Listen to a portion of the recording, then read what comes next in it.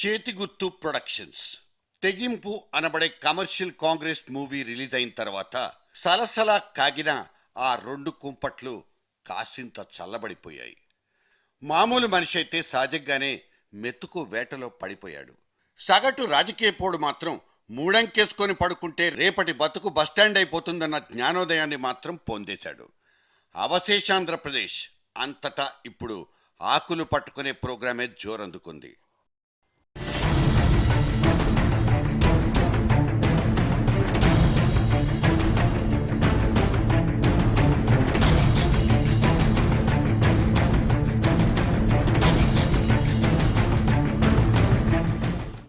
కొత్త క్యాపిటల్ చర్చ ఒకవైపు నడుస్తుంటే సదరు రాజయోగం పట్టేది మా ఊరి కంటే కాదు మా ఊరికేనంటూ అక్కడ అందరి నోళ్లు తెగ ఊరిపోతున్నాయి.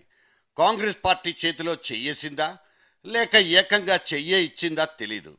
మన్మోహన్ రాసిచ్చిన ప్రత్యేక హోదా అనబడే స్పెషల్ స్టేటస్, దాని మీద పడ్డ క్వశ్చన్ మార్క్ ఇంకా గుచ్చుకుంటూనే ఉంది. సమైక్యం అనే ఉచ్చులో చిక్కుకుని చిన్న భిన్నమైన పార్టీల్ని, అందులోని శాల్తీల్ని మాత్రం చకచకా మారిపోతున్న క్యాలెండర్ పేజీలు భయపెట్టి చంపేస్తున్నాయి. భవిష్యత్ మీద ఎవరికి వాళ్లు కాకి లెక్కలేసుకుంటూ తలో వైపు పారిపోతున్న వైనాలే కనిపిస్తున్నాయి. మొత్తానికి సీమాంధ్రలో రాజకీయ పునరేకీకరణ అనబడే అంకం ఒక్కటే సిన్సియర్గాను తెగ సీరియస్గాను సాగిపోతోంది. బతుకున్నోళ్లకు బలుసాకులన్నమాట.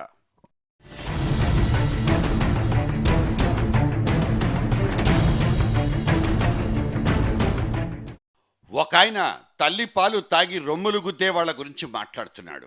ఈయన గారు చూడండి, నిన్న మొన్నటి దాకా సీఎం క్యాంప్ ఆఫీస్లోనే అడ్డా జమాయించి అదే సీఎం వెనక తిరిగిన ఆయన. ఆ క్రికెట్ ఆయన బ్యాట్ కింద పడేయగానే నువ్వో పనికిరాని ముఖ్యమంత్రివి అంటూ రంకెలేస్తున్నాడు. సద్దుమణిగిపోయిందనుకుంటున్న ఒక ప్రాంతీయ సణుగులన్నీ ఇప్పుడు ఇలా రూటు మార్చుకుని నోళ్లు పారేసుకుంటోందన్నమాట.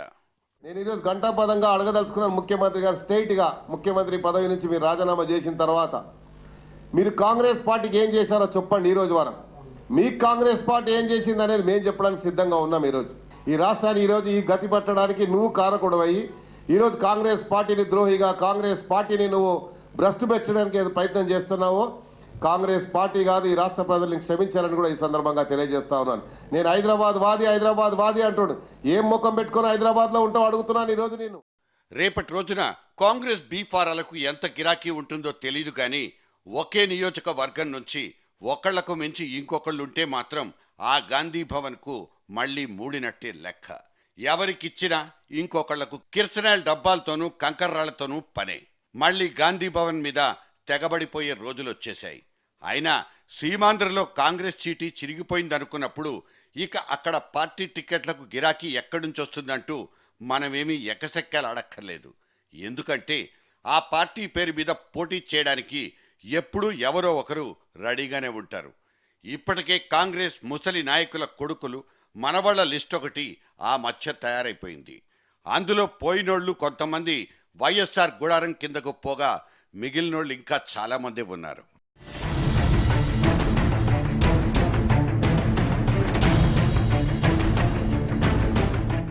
ఇకపోతే విభజన డ్రామాలో విలన్లంటూ పేరుపడ్డ బీజేపీలు సీమాంధ్రలో టెంటేసుకొని డ్యామేజ్ కంట్రోల్ అనబడే ఆపరేషన్లో ఫుల్లుగా మునిగిపోయారు. ఇలా అనుకున్నాం, కానీ అలా చేశామంటూ సంజాయిషీలు ఇచ్చుకోవడము కనిపిస్తుంది. అటు దేశపోళ్లని యువతల జగనోళ్లని ఏమీ అనకుండా, తెరాస పార్టీని తిట్టకుండా, రేపటి అవసరాల కోసం ఎవరిని ఏమీ అనకుండానే సీమాంధ్ర అభివృద్ధికి బ్లూ ప్రింట్ రెడీగా ఉందంటూ గాల్లో గీతలు గీస్తున్నారు ఈ వెంకయ్య నాయుడు గారు. ఏదేమైనప్పటికీ కూడా మిత్రులారా, గత అప్పుడే ప్రధానమంత్రి చెప్పాను నేను, సార్ మీరు ఏమి హామీలు ఇస్తారో ఇవ్వండి, మీరు ఇచ్చిన హామీలు మీరు నెరవేర్చడం మాకు తెలుసు, 3 నెలల్లో మేము వస్తాము, ఈ హామీలను నెరవేరుస్తామని చెప్పని ప్రధానమంత్రి కూడా పార్లమెంట్ లో చెప్పాను. ఇప్పుడు కూడా చెప్తున్నాను మీ అందరికి కూడా, భారతీయ జనతా పార్టీ వస్తుంది. ఈ ఇచ్చినట్టు యొక్క ప్రత్యేక ప్యాకేజ్ 5 ఏళ్లు కాదు, దాన్ని 10 ఏళ్లకు కూడా కొనసాగిస్తున్నారు కూడా ఈ సందర్భంగా మీ అందరికీ మనం చేస్తున్నాం మిత్రులారా. కొత్త క్యాపిటల్ ని కట్టిపెట్టే ఆ మెగా ఇంజనీర్ని నేను ఒక్కడనేనంటూ రోడ్ల మీదకొచ్చిన తెలుగుదేశాధీశుడు కూడా స్కోరు పెంచుకోవడంలోనే బిజీ. చంద్రబాబు నిర్మాణ సారథ్యం మీద సీమాంధ్రలో అంచనాలు పెరిగిపోతున్నట్లు ట్రస్ట్ భవన్ వాళ్లకు వాసనొచ్చింది. నమ్మండి తమ్ముళ్ళు, అంటూ లేని గాంభీర్యాన్ని ఒలకబోస్తూ జిల్లా టూర్లలో చంద్రబాబు తిరుగుతున్న తిరుగుళ్లన్నీ క్యాడర్ని ఏమాత్రం ఆకట్టుకుంటున్నాయో తెలీదు. వలస పక్షుల్లో అయితే విపరీతమైన టెంప్టేషన్. స్థానికంగా తలనొప్పులకు జెండు బాంబ్ రాసిచ్చి 3 సీనియర్ కాంగ్రెసేరియన్లకు ఉచితంగా సైకిళ్లు కొనిపెట్టారు బాబు. వీళ్లలో గంటా శ్రీనివాసరావు అనబడే పాతకాపు మీదైతే ఎల్లో క్యాడర్లో బ్రహ్మాండమైన ఎక్స్పెక్టేషన్స్. గంటా అంటేనే అదో ఖరీదైన పేరు.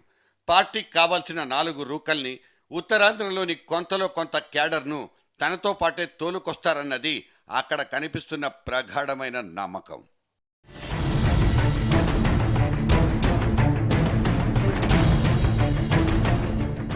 ఇటు అనంతపురంలో బస్సు బ్యాచ్ కూడా బాబుకే కన్ను గీటుతోంది.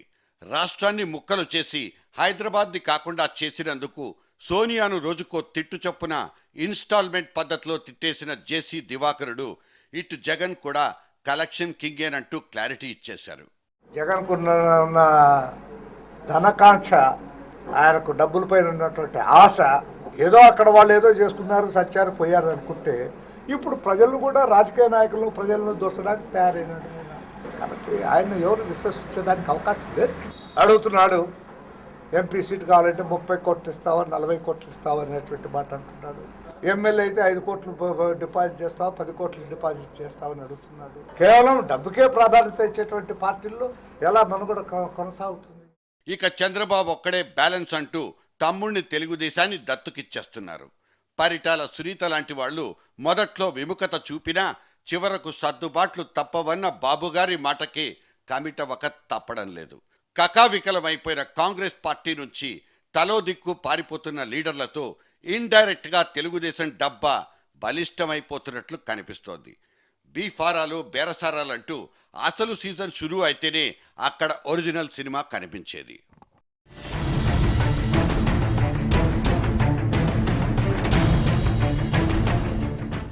ఢిల్లీలో కేజ్రీవాల్ సర్కార్ కొలాప్స్ కావడం, ఆమ్ ఆద్మీ పార్టీ మీదున్న ఆ 4 ఆశలు కూడా దాదాపుగా ఆవిరైపోయాయి. ఇక అలవాటైన పార్టీలతోనే ఫిక్స్ అయిపోక తప్పని పరిస్థితి మన తెలుగు జనాభాకి. సమైక్య సెంటిమెంట్తోనే సమాధైపోయిన కాంగ్రెస్ పార్టీ పేరు కూడా వినిపించనంత నల్లపూసైపోయింది. సమైక్య పులినంటూ గర్జించిన కిరణ్ రెడ్డి నుంచి ఇవాళ కనీసం పిల్లి కూతలు కూడా వినిపించడం లేదు. తన వెంటే నడుస్తారనుకున్న ఆ 4 కూడా గాడి దించేసి కావలసిన చోటుకు వెతుక్కుంటూ వెళ్ళిపోవడంతో నల్లారి వారి పార్టీ పుట్టకముందే పటాపంచలైపోయినట్లు కనిపిస్తోంది. సీమాంధ్రంలో 4 పార్టీల మధ్య పోటీ రసవత్తరంగా ఉంటుందని అంచనా వేసుకున్న విశ్లేషకులు ఇవాళ మిగిలిపోయిన జగన్, చంద్రబాబుల మీద మాత్రమే తిరిగి లెక్కలేసుకోవాల్సిన పరిస్థితి.